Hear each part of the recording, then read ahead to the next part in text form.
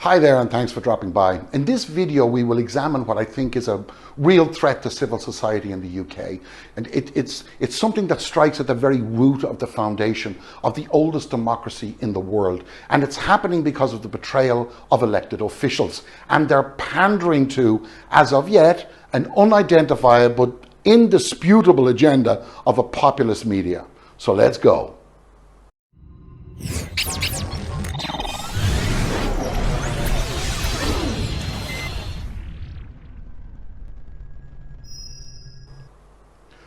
There are two fundamentals required to support the role of the House of Commons to govern the electorate. And let's not be under any misconception that the governing of a nation simply happens. It doesn't. It requires effort. If the board of directors in a company can afford to take a year off, let alone 4 years off, then one of two things will happen. A, the company simply maintains its modus operandi, trundles along, and eventually succumbs to outside competitors. Or B, its demise is accelerated as the smart boys jump ship, leaving behind a crew that is leaderless, leaving behind a crew that is rudderless, but still content that the ship is not sailing, but it's not sinking and still afloat. And this is what's happening to the opposition in the House of Commons. Now, I do not equate this mindset to the SNP, nor even the DUP or the Lib Dems. They know exactly what they want. But Labour? Nobody knows what they stand for anymore with regard to the main issues. Nobody knows. The two fundamental principles required by the House of Commons to govern effectively are a strong and robust opposition to keep it in check. And another thing they need is the rule of law.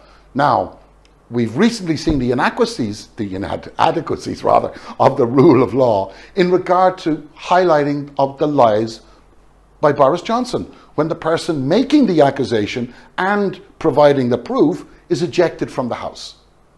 Mainstream media has acted like at lightning speed to highlight injustices that support their agenda. But in the case of calling out an MP that is kind of, on their side, they box cleverly. The inevitable and predictable attack did come on the Labour candidate Dawn Butler, but it happened a few days later. But the story had already been spun in a different direction. Why? Because it didn't fit their agenda. This video was not trying to ask the question as to how can the Labour Party help the UK economy. It's about whether the Labour Party's current members of the House of Commons can or even want to stand by their own beliefs, or will they simply abandon those and try to surf the waves of populism opinion and maybe wait to be rescued by the Coast Guard. The issue for the bloke on the street is that though they're kind of aware effective government requires opposition, he may not really realise this. But when Dawn Butler walked out, that was news. And so also was the message she gave. So she acted and didn't wait for others to solve the problem, right? If you ask that same ordinary bloke on the street whether or not they could nominate the Labour MPs that voted to remain in the EU, they could probably mention a few, Diane Abbott, Keir Starmer, etc. However, if you were to ask them to name the current MPs that voted to leave, they would probably name Jeremy Corbyn or maybe John Cryer and Graham Stringer. But Corbyn, I reckon, will be there 50% of the time. Interestingly, though Corbyn had been a prominent Eurosceptic for decades, he declared that he would vote Remain. But typical of the divisions within the current Labour Party, it was alleged by the Labour Party currently that Corbyn deliberately watered down the Remain campaign. And I don't think we could argue with that, because in documents passed to the BBC that suggested this watered down campaign, it was revealed that some senior members of the party considered it as evidence of their predisposed belief that there was deliberate sabotage. For example, it discovered documents talking about immigration that had been edited to suit an individual's agenda and not the collective. It pointed straight finger at Seamus Milne. Now, he had been on sabbatical from the Guardian newspaper and was the political aide who had been a political aide of Jeremy Corbyn, who had also appointed him as Labour Party's Executive Director of Strategy and Communication. And it was him that refused to sign off the letter, signed by 200 elected MPs after they'd all approved it. You know, that makes no sense. But let's look at the Labour Party today. Just a few days ago, Don Butler committed the Harry Carey and called Johnson a liar. Now, reminding ourselves that to think for a second that the leaders of the Labour Party or her colleagues did not know she was going to do this would be naive. But what did her sitting colleagues do? They did nothing. There was a two-liner statement given by Jeremy Corbyn on LBC on Monday, and there was also a message of support relatively immediately from Chris Bryant, the guy and the Labour candidate in North Wales. Okay, but the other social media sites, nothing. Was it on their Labour's website? I didn't see it. Now, this is a clear signal of a disjointed party that, unless it gets its act together, is doomed, and along with it goes British democracy. Now, some may argue that it's because Dawn Butler ran both for leadership and deputy leadership roles recently, or that caused the problem, or maybe it was because she was a strong Corbynite.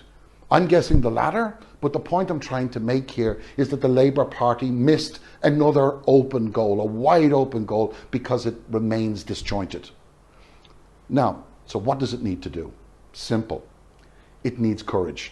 They have to follow that example by Dawn Butler. Not necessarily Dawn Butler, but that example. They need to tell the truth.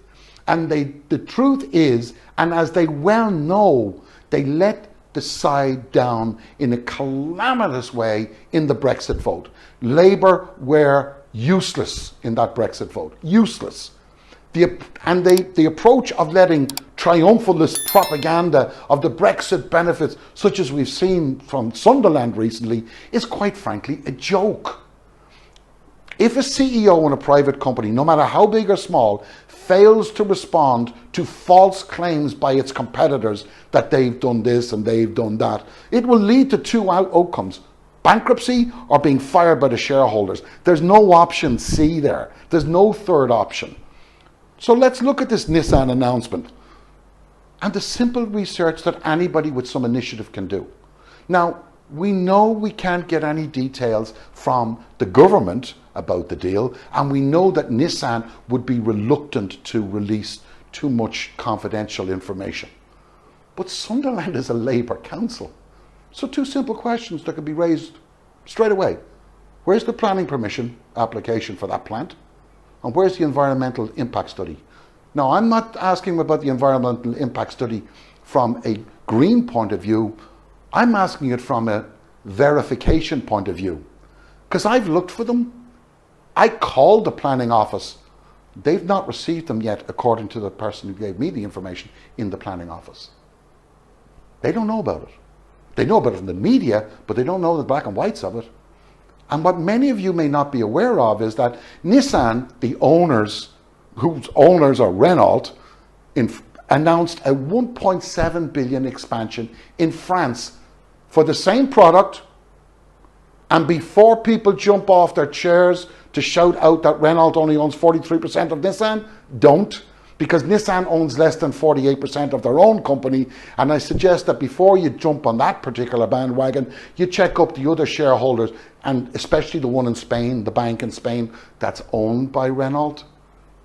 But that plant in France, that announcement was made 2 weeks ago, making the same product, and there's no applications gone in for the big announcement in Sunderland. Political offices bring with it a responsibility. An intrinsic part of any life in politics is to provide for the well-being of the nation at either a national level, at a council level, even at a parish level. We have witnessed too many Houdini tricks by this Conservative government to deflect from answering questions. We know the story. We have seen on too many occasions that the PMQs descends into almost some Shakespearean satirical performance that are too easily handled by their friends in the media. But Labour has friendlies out there, and they need to engage with them. Look, We all know Phil's channel. We all know Max's channel. And I can tell you that these guys are doing the research that could put the Labour Party's collation to shame. I mean, these guys are on the ground, they're one-man bands, and they are doing a better job. So what do the Labour Party need to do? One, they need to work as one, as a team, and they need to be seen to do so. They need to root out that malignant, cancerous growth and reinstate control and leadership. They need to either hire or reassign people within their own head office to a marketing role. They need to ensure MPs are on the ball, and that those MPs can be provided with immediate online media networks of both information gathering and publications.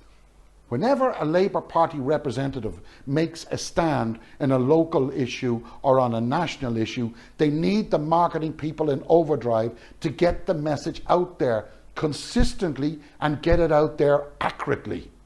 Now, let us not forget, or let your local MP forget, that voters need to know the truth. And what is the truth? Well, it's simple. The UK simply cannot afford for this stupid export experiment to continue. Employment figures cannot rest on the hopes of future trade deals with faraway markets. Labour have the ammunition to launch an attack, particularly when the evidence of Japan and Australia, which is still fresh in people's minds, unquestionably, they are very much aware that the agreement that we now have is worse than the one we already had. And it's preposterous to allow a government get away with this. The Labour Party needs to recognise the importance of cohesion and discipline. They need their machinery back on the streets. Look, there are only 2 sitting MPs in the whole Labour Party in the House of Commons that supported Brexit. Does anybody in their right mind think that's the message that's been given out? The people need to hear the truth and the reality of Brexit that has presented the economy in severe difficulty. Enough of the cowering to the editorials of the Telegraph and the Express, etc. They're never going to win those people over. Never. Labour have complained about access to mainstream media channels for years. So I ask you, where's their YouTube channel? Where is their Discord server? What are they doing to get that problem sorted out? They know that the BBC and mainstream media is pro-Tory and pro-Brexit. This is not news, but yet they sit on their hands and only get off them when there's an election. And that doesn't require all of them to get off their hands. How many Labour supporters are members of unions? Ask yourself this: how quickly could they grow that YouTube channel? The immigration issue has been hijacked, but it's almost beaten to death. And the only one keeping it up is Farage. And he's going to go after the Labour seats in the next election. And Labour candidates need to wake up. There is no doubt about that. And if Labour continues this quasi suck it and see, wait and hope mentality, democracy is finished. The House of Commons no longer has robust opposition. Does anybody in their right mind think Farage is going to contribute to UK democracy, UK prosperity? It's never going to happen. The House of Commons will become simply a vacuous chamber of self-indulgent politicians. Thank you for watching. See you next time.